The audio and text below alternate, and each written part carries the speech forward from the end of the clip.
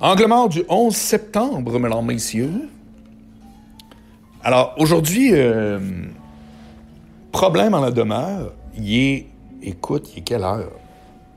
Il n'est pas du tout 9 heures, tu sais, comme d'habitude. Il est 12h20. Pourquoi il est 12h20 puis que je fais angle mort, alors qu'habituellement, c'est 9 heures? Je me suis levé à 7h30 à même heure, mais j'avais une consultation. Je vais faire un petit bout là-dessus aussi, je vais vous en parler. Avec Martin Allard, alias Frites Allard. Excellent jeu de mots pour ceux qui connaissent la chaîne de restaurant. Martin Allard, on l'appelle le nutritionniste des stars parce que c'est François Morancy qui l'a un peu médiatiquement mis au monde dans ses émissions de radio dans le temps, sur lesquelles j'étais moi-même d'ailleurs. Et puis, il s'est mis à faire de la TV. Puis là, Martin est assez connu, très fréquent sur le réseau TVA. Il y a même une émission qui co-anime avec Sylvain Grenier, un ancien lutteur. Le samedi, ça s'appelle le Fit Show. C'est vraiment bon. C'est vraiment trippant, ouais. C'est une vraie émission de fitness, d'entraînement. Là. C'est pas prenez 3 portions de légumes, vous allez être content. Là. C'est vraiment supplément, exercice, tout ça, avec 2 gros gaillards. Là. Martin, c'est un ancien culturiste, un gros bonhomme. Puis je l'ai consulté. J'ai acheté 1 heure pour parler avec lui là, de mon training. Puis là, je voyais que je manquais vraiment de protéines dans mon alimentation. Puis je m'entraînais trop pareil. Je vais au gym 3 fois par semaine, puis je fais le même training, pensant que, mais finalement... Alors, tu sais, il m'a corrigé une couple d'affaires, je pense. J'essaie ça tout de suite à partir de demain. C'est intéressant. Ça fait que cliniquemartinallard.com, s'il y en a qui veulent savoir de qui je parle ou qui veulent avoir lui aussi une consultation comme ça pendant 1 heure ou une demi-heure, je sais pas trop, mais c'est très valable. Je savais que je parlais au bon gars, on se connaît, ça fait un bout, là, mais... Fait que, donc, ça pour dire que, petite parenthèse, que j'ai ce rendez-vous-là à 9h, qui finalement commence à 9h15, qui finit vers 10h15, parce que vu qu'on se connaît, bon, on se jase aussi à travers. Puis là, après ça, mes sujets étaient pas trouvés, mais j'avais fait mes lectures, puis j'avais lu mes affaires et tout. Puis là, après ça, quand est venu le temps d'enregistrer, ben j'ai bloqué. On dirait que c'était comme... Il y a une espèce de... Tu sais, il se rajoute des activités, moi, au fil des mois, là, comme vous constatez. Puis il y a une séquence qui est en train de s'imposer. Si je lis pas le matin... puis que je fais pas angle mort après, tout de suite, frais fait, avec 2-3 affaires en tête et tout, là, je me rends compte que ça vient de fucker. Je viens de l'apprendre un matin. La semaine prochaine, j'ai 2 discussions avec un expert, puis qui sont à 10h, puis c'est parfait. Parce que là, je vais en masse le temps de faire mes affaires, faire angle mort, puis après ça, tomber dans d'autres choses. C'est pété, hein? J'aurais pas cru. Parce que quand tu fais quelque chose facilement, t'as l'impression que tu peux le faire dans tous les contextes, tu sais. Mais la preuve, c'est que je pourrais le faire le soir. Pourquoi je fais pas ça le soir, puis que vous le lavez le matin en vous levant? Je pourrais. Je suis pas un gars de soir. Je travaille pas le soir. Je suis pas bon le soir. Je peux livrer, tu sais, mettons, quand je fais mes shows, par exemple, je peux livrer de quoi à 8 h le soir, mais je peux pas cogiter de quoi à 8 h le soir. Vous voyez la différence? Je suis pas capable. Je suis pas là. Bref. Aujourd'hui, donc, je réouvre mon téléphone, je réouvre mon iPad. Je fais comme le coudon, je veux pas sauter d'épisode. Et je tombe tout de suite sur une nouvelle qui dit que l'écart entre les gars et les filles à l'université est de plus en plus grand. Dans certaines régions, etc., ça peut être 15%. Puis dans certains programmes, 15% la différence. 15 points entre les gars et les filles qui finissent avec un diplôme, notamment universitaire. Puis moi, je suis allé à l'université, je suis avocat, puis je suis bien fier de ça. Puis c'est sûr que c'est pas pour tout le monde, puis c'est sûr que c'est pas université égale plus belle vie, plus belle casse, ça n'a pas rapport. Mais il reste qu'aujourd'hui, moi, je veux parler de ça parce que, pour plusieurs raisons. De un, pour moi, il y a une différence. Moi, je trouve qu'il y a 2 groupes actuellement là, qui se scindent de plus en plus partout. C'est « est allé à l'école » puis « est pas allé à l'école ». C'est une expression pour vulgariser le fait que des esprits curieux versus des esprits qui tournent les coins ronds, etc. Donc, vous pouvez être, rappelez-vous, je vous ai parlé de mon chum breton, qui était un éboueur, un vrai vidangeur, puis qui a fini en informatique, parce qu'il s'est dit, moi, ça me tente pas de faire ça. Je ferai pas ça toute ma vie. Ceux qui le font, je ne vois pas le problème. Je fais juste vous dire que lui, il a changé de peau. Bon, bien, règle générale, les gars avec qui il travaillait, c'était des gars qui n'étaient pas allés à l'école, dans le vrai sens du terme. Puis c'était un milieu qui, ça leur rejoignait pas. Ça, ils tentaient d'évoluer ailleurs, puis de faire autre chose. J'ai une de mes chums qui a travaillé en comptabilité pendant toutes les dernières années, puis là, elle vient de commencer son bac en comptabilité. Ça va être de l'ouvrage, là. Elle va faire 30 heures dans un bureau, puis elle prend 3-4 cours déjà, bing bang away, là. C'est sûr que c'est de l'ouvrage, à 36 ans. Mais moi, je peux juste vous dire une affaire, c'est la plus belle affaire que je me suis donnée dans la vie, c'est mes parents qui le payaient, chez nous, tout le monde allait à l'université, c'est d'avoir été à l'université pour un paquet de raisons, dont voici quelques exemples.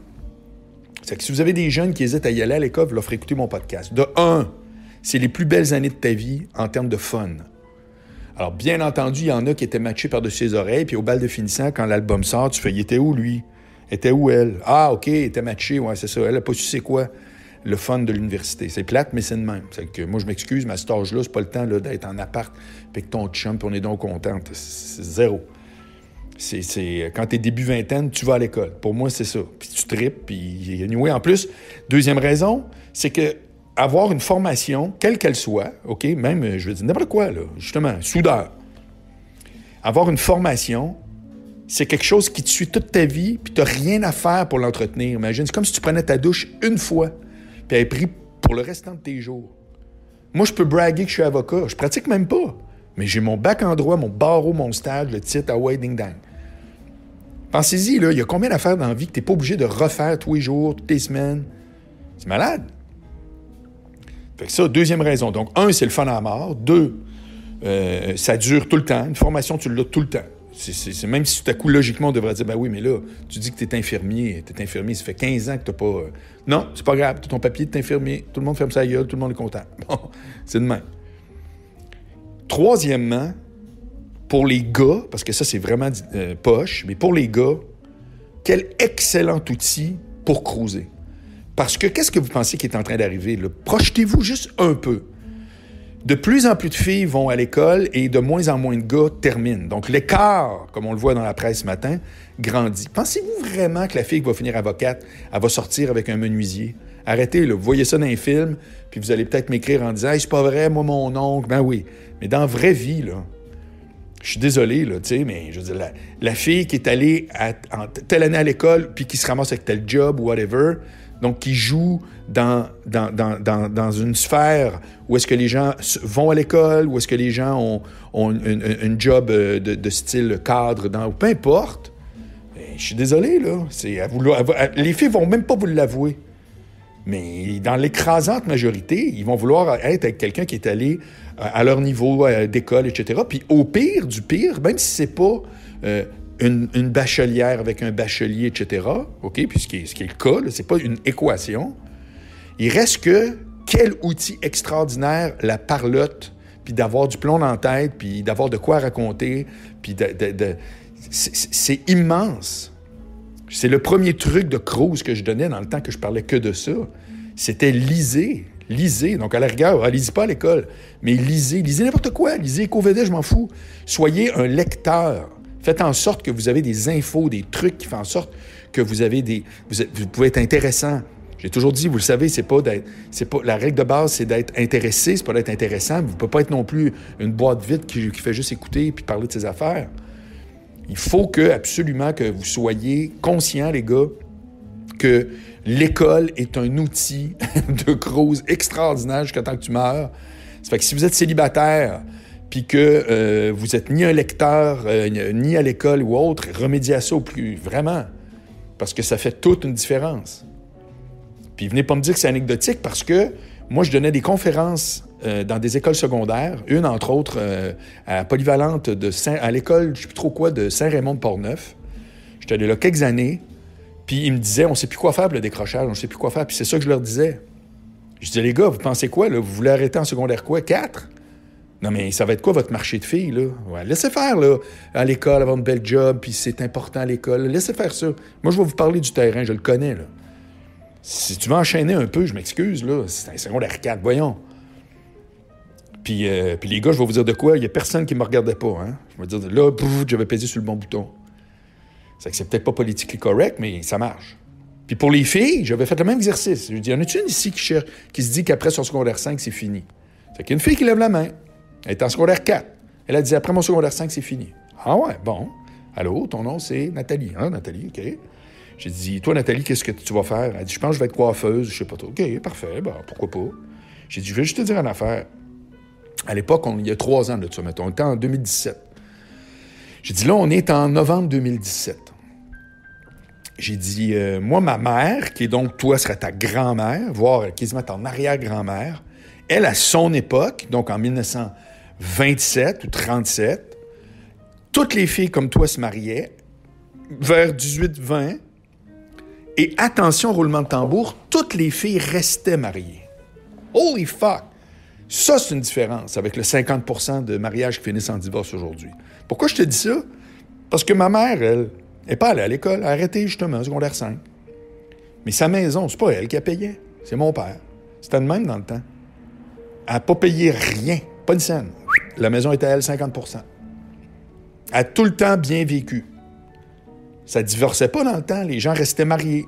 C'est que la fille, si elle travaillait pas, elle avait une vie décente. Je dis, toi, tu t'apprêtes à dire que tu arrêtes en secondaire 5, donc tu es comme tout le monde, tu as 50% des chances que ton éventuel mariage, matchage ou autre finisse en divorce, et ce qui t'attend, c'est le 3,5 dans l'Est.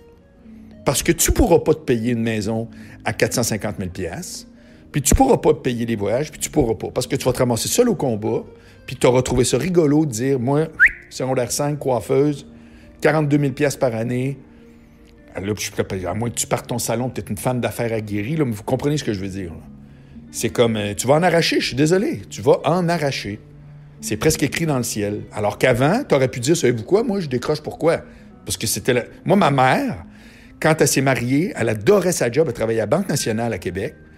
Puis le boss a dit non, tu travailles plus ici. Quand elle a dit, hey, je vais revenir, là, je fais mon voyage de noces, puis je reviens, peut-être non. Le bonhomme, imaginez, autre temps, autre mœurs. Il a dit non, quand on se marie, on travaille plus. Toi, tu vas rester chez vous, puis tu vas avoir des enfants de même. Voyons donc. Lui, il capotait. Ma mère était obligée d'arrêter sa job. Son boss a dit non. Tu sais, hey, tu vois que c'est une autre époque, hein? Mais anyway, maman, c'est ça qu'elle voulait faire. Mais elle aurait travaillé encore un peu. Jusqu'à temps qu'elle tombe enceinte de Danielle, ma grande sœur. C'est que, voyez-vous, ça, c'est toutes des raisons pour aller à l'école. C'est toutes des raisons pour aller à l'école. C'est beau de dire, le diplôme, pis ci, pis ça. C'est juste sur le terrain. Désolé. Ça fait que c'est le fun à mort. Bien entendu, règle générale, ça permet d'ouvrir des portes plutôt que d'enfermer. J'ai besoin de le mentionner. Pour les relations, c'est immense, parce que tu grossis ton marché. À chaque fois que tu rajoutes une année d'école, tu rencontres du monde, ton réseau de contacts augmente, etc. Moi, j'ai fait mon droit et en même temps, j'ai lancé des spectacles. Lequel des deux, vous pensez, était le plus utile? C'est clairement faire des shows.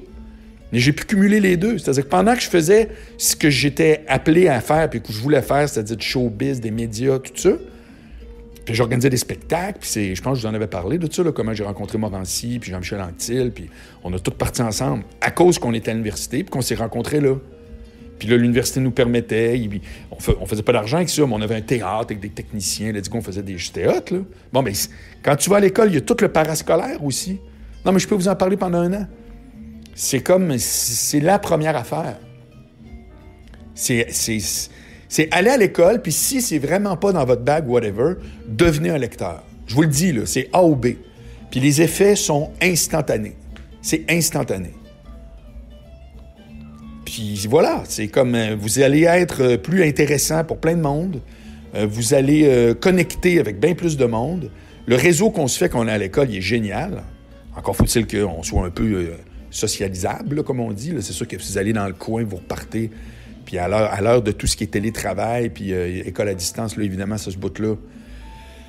C'est vrai que ce bout-là, il peut être manquant, mais c'est pas grave. Tous les autres bénéfices restent, tu sais. Puis à un moment donné, ben, tu peux caler des shots aussi. Tu peux, comme moi, dans la vie, j'ai toujours été le rassembleur de la gang. Hey, on s'en va là, on fait ça. Bon, il y a du monde qui suit, là. Tu rencontres ces gens-là, ça devient des chums. Ah ouais, let's go. Puis quand à la différence elle-même goffée, ben, je vous dirais que moi, je suis pas tant surpris. Je suis pas tant surpris. Je trouve pas que l'évolution des gars, en général, depuis les 20 ou 30 années, je trouve pas que c'est spectaculaire, alors que celle des filles l'est beaucoup plus. Ça fait que, bon, c'est une triste réalité que cet écart-là augmente. J'espère que ça va arrêter, mais en même temps, c'est ça. C'est qu'il faut parler au monde de ce qui leur parle. Ce matin, c'était un peu ça. Là, ça s'est vraiment venu me chercher parce que l'autre affaire que je parlais souvent, c'est quand on parle de pénurie de main-d'œuvre. Ah, pénurie de main-d'œuvre.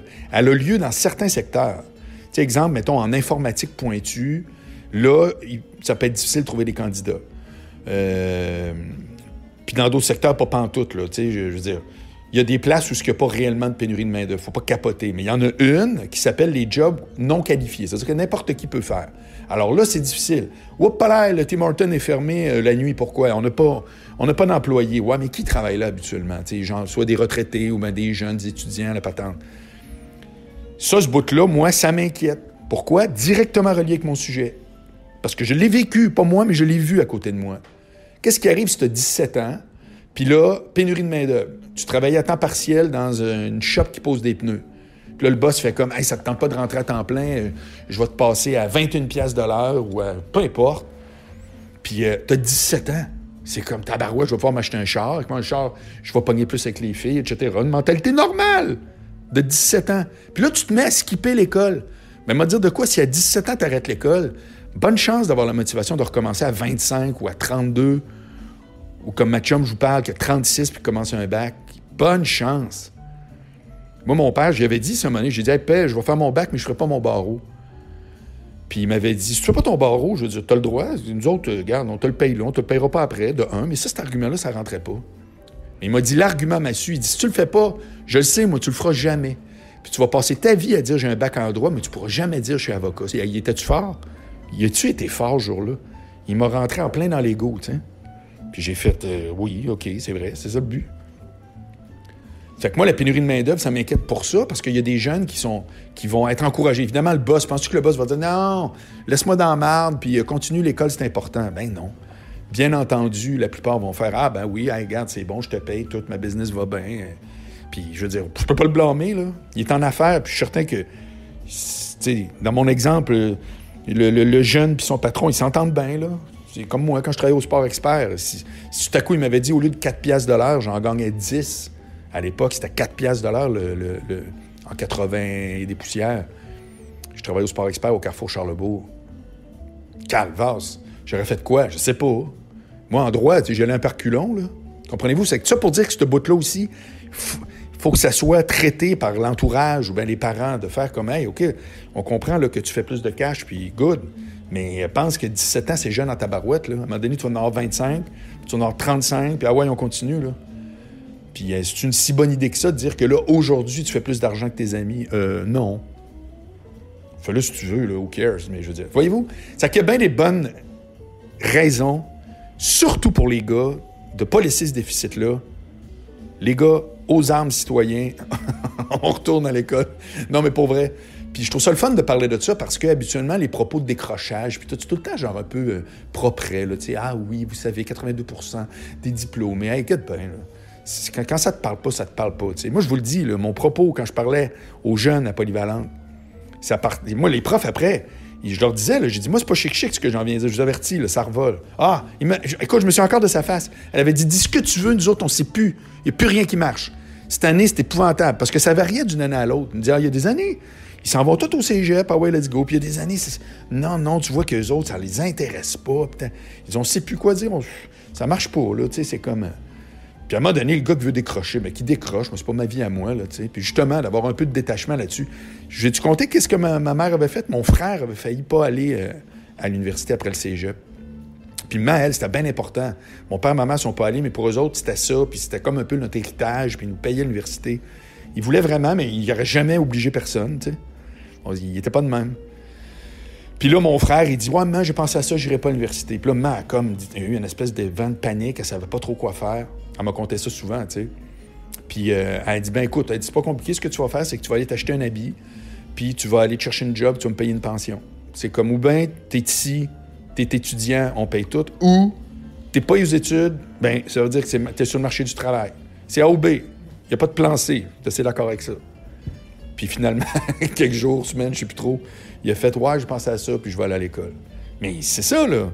C'est des moments charnières épouvantables. Moi, j'ai vécu le mien, je vous l'ai dit. Puis mon frère, ça a été ça. Mes sœurs, eux autres, non, ça n'a pas déroulé de même.